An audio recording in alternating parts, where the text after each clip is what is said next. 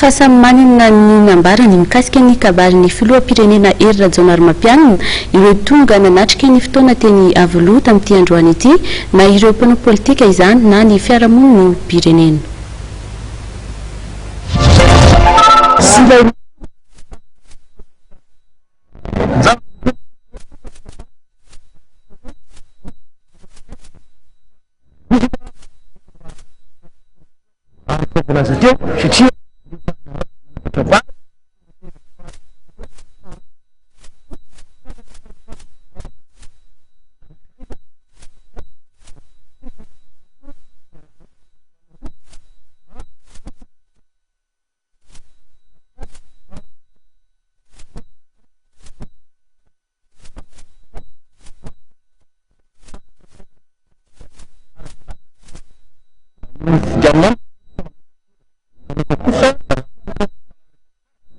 Mpanao politika